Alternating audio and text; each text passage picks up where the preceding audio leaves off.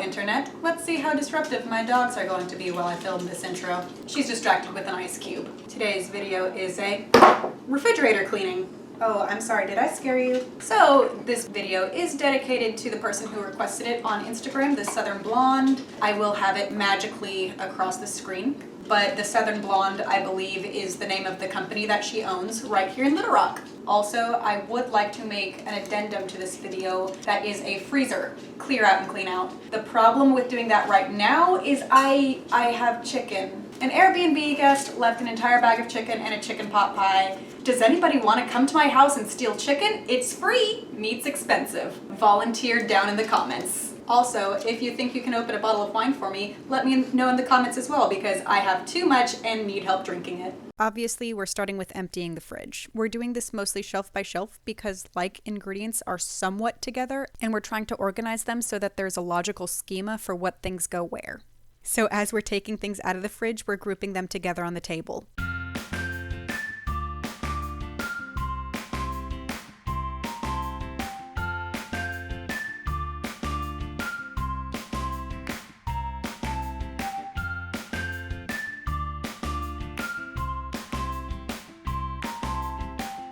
No, I do not know how long those herbs have been hiding back there.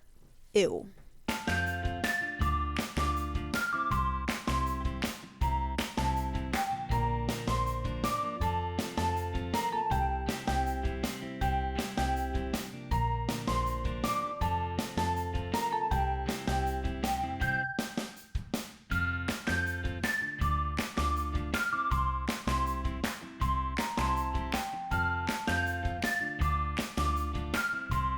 Well, starting off, this is all the alcohol that was in the fridge, so that's definitely gonna be rearranged so it's on a much higher shelf. I tried to organize it by sauces and salad dressings, lemon and lime juice, our beverages, quote unquote meat and dairy, bread products, 1, 2, 3, 4, 5, 6 jars of jam, significant other peanut butter, my peanut-free butter, and tahini, some hummus and leftovers, veg, that, veg, and in here is already washed veg. More veg, more veg, more veg. So the idea of taking it out of the refrigerator and then organizing as you go by putting it like that on the table, it stops me from having to mentally figure out how to organize everything after I am physically exhausted and mentally exhausted from the labor of cleaning the refrigerator. We put all the shelves together in groups as we took them out of the refrigerator. We're starting with the shelves from the door first because we emptied the door first, and consistency is key. I'm also doing this first because I intend to let them air dry while I wash the fridge interior.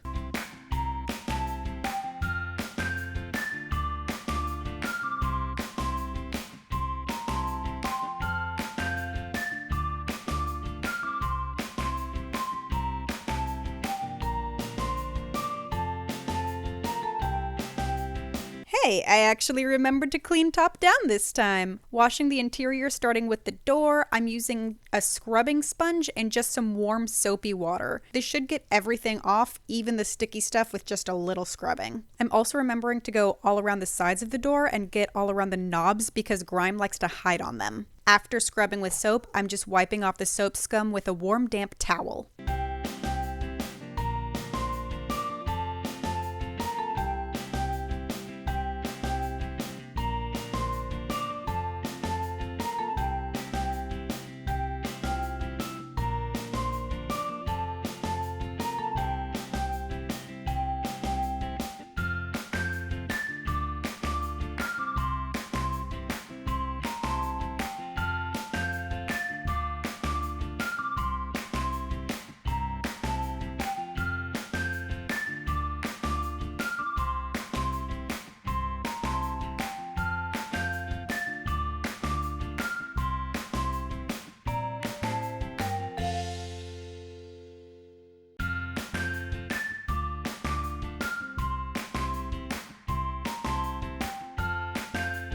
I'm repeating the same cleaning process with the general interior of the fridge. I couldn't find a great angle that didn't involve me physically crawling inside of the fridge, and I am not putting my feet in there, even if I am right about to clean it. And yes, I am seriously measuring the smallest I can get this shelf with the bottle of wine, because the bottle of wine is the tallest object that can't be made shorter. For everyone that's about to say that these shelves are dishwasher safe, I know, however, I cannot fit them all in the dishwasher in a way that the spinning jets won't bump into them, which is especially concerning when it comes to the glass shelves. With something as delicate as glass, I would rather hand wash it anyways to make sure it won't be handled roughly and to make sure that the water isn't too hot. The glass panes are still cool, so a rapid temperature change could cause them to crack.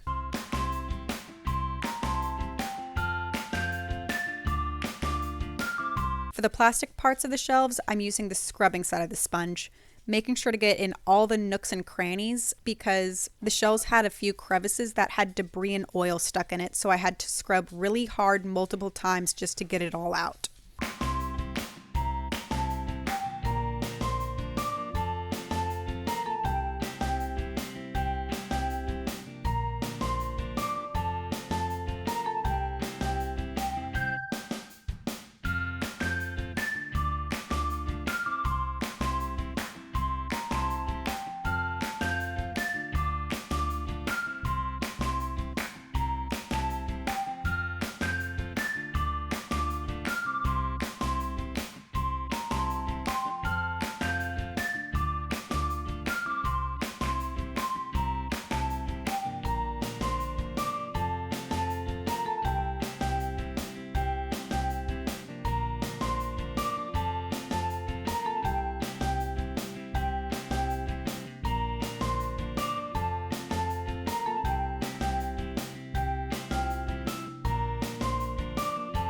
All right, up there we have kind of a miscellaneous thing. Those are my capers, little self-made salad dressing that I sometimes take to work with me, wasabi, tomato paste, and sun-dried tomatoes. The adult beverages are now on the highest rack, but we also have the 2 orange sodas right there. Hiding behind there is the green onions. There are our sauces and spices. Here we have some instant yeast in front, and the rest is condiments and salad dressings. And those are kind of miscellaneous sauces and condiments that we don't really use very often. I know an Airbnb guest left that. It is Korean inspired wing sauce, and I think that I used it on tofu once and it was very okay. I would need to improve upon that recipe. Up here, the last of the eggs, the butter and yogurt. Way back in the back, I have my coffee, but this is pretty open because significant other likes getting 2 bottles of orange juice or almond milk when he goes to the grocery store. So I'm keeping some open space for that. And so you can kind of see a little bit back there. That is all of our jelly. 3 jars of unopened jelly that I made myself because I don't think I canned it quite right. So I didn't want to leave it out of the refrigerator just in cases. That's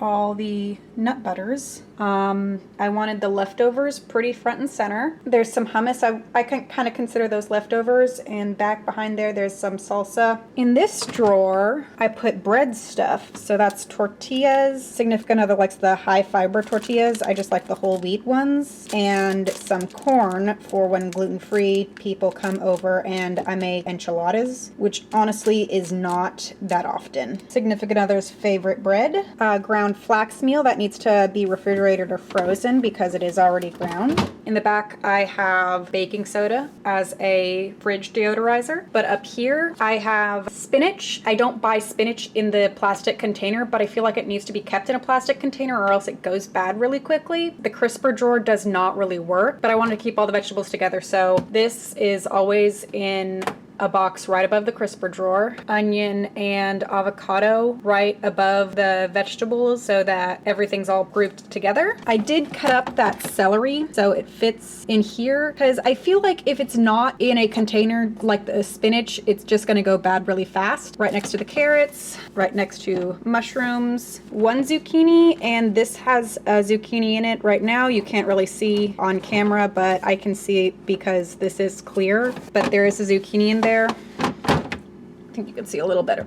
right there. But that's so all the vegetables are together. Then under here, we have quote unquote meat. This is temperature controlled, and I set it to vegetables because, I mean, they're vegetables that are pretending to be meat, but they're not actually meat. But that is my vegetables pretending to be meat, tofu, vegetables pretending to be cheese.